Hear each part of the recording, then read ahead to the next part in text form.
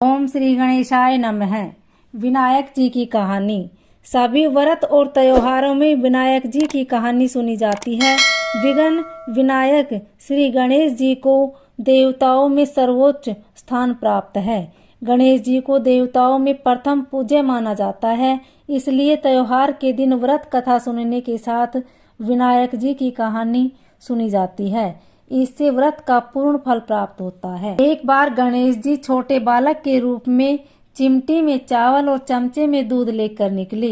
वो हर किसी को कह रहे थे कि कोई मेरी खीर बना दो, कोई मेरी खीर बना दो।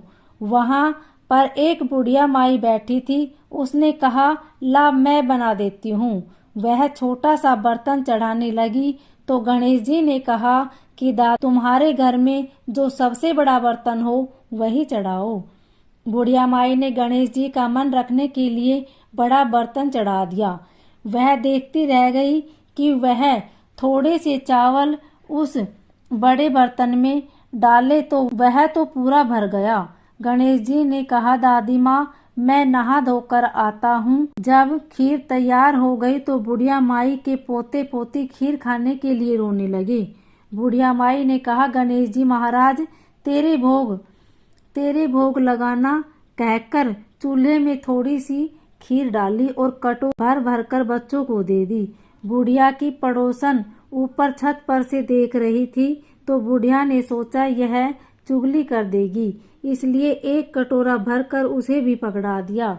बेटे की बहू ने भी चुपके से एक कटोरी खीर ले जाकर खाई और कटोरा चक्की के नीचे छुपा दिया। अभी भी गणेश जी नहाकर नहीं आए थे और बुढ़िया को भी भूख लग रही थी, तो वह भी एक कटोरी में खीर डालकर किवाड़ के पीछे बैठकर एक बार फिर कहा कि गणेश जी महाराज, आपके भोग लगे।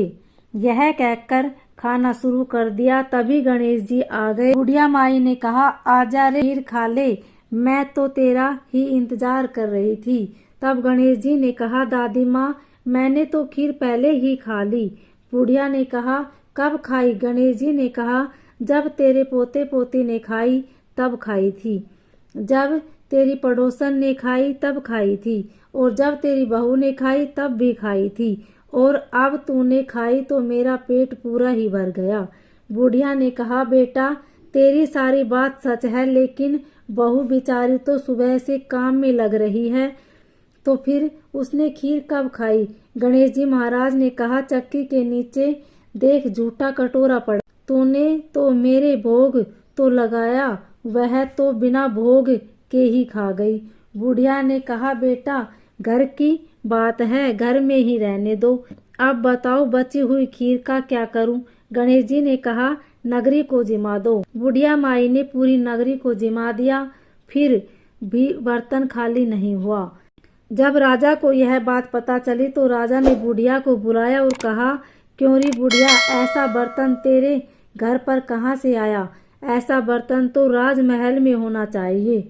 बुढ़िया ने कहा, राजा जी, यह बर्तन को आप ले। राजा जी ने खीर का बर्तन महल में मांग लिया। लाते ही खीर में कीड़े मकोड़े बिच्छू कलछे हो गए और दुर्गंध आने लगी। यह देखकर राजा ने बुढ़िया से कहा, बुढ़िया, बर्तन वापस ले जा, तुझे हमने दिया। बुढ़िया ने कहा, राजा जी, आप देते तो पहले ही कभी दे देते, यह बर्तन तो मुझे मेरे गणेश जी ने दिया है। बुढ़िया ने बर्तन वापस लिया, लेते ही सुगंधित खीर हो गई। घर आकर बुढ़िया ने गणेश जी से कहा, बची हुई खीर का क्या करें? गणेश जी ने कहा, बची हुई खीर को झोपड़ी में कोने कोने में खड़ा खोदकर गाड़ दो। उसी जगह सुबह उठकर वापस देखोगी तो धन दो चरे मिलेंगे। ऐसा कहकर गणेश जी अंतर्ध्यान हो गए। जाते समय झोपड़ी की लात मारते हुए गए तो झोपड़ी की जगह महल हो गई। सुबह बहू ने फावड़ा लेकर पूरे घर को खोद दिया तो कुछ भी नहीं मिला। बहू ने कहा, सासू जी, थारो गणेश जी तो झूठो है। सास ने कहा, बहू, मारो गणेश झूठो तो नहीं है, ला मैं देखूं। वह सुई लेकर खोदने लगी तो टन टन करते 2 धन के चरे निकल आए। बहू ने कहा, सासू जी, गणेश जी तो साचो है। सास ने कहा, गणेश जी तो भावना को भूखो है। हे गजानंद गणेश जी महाराज, जैसा आपने बुढ़िया को दिया वैसा सबको देना।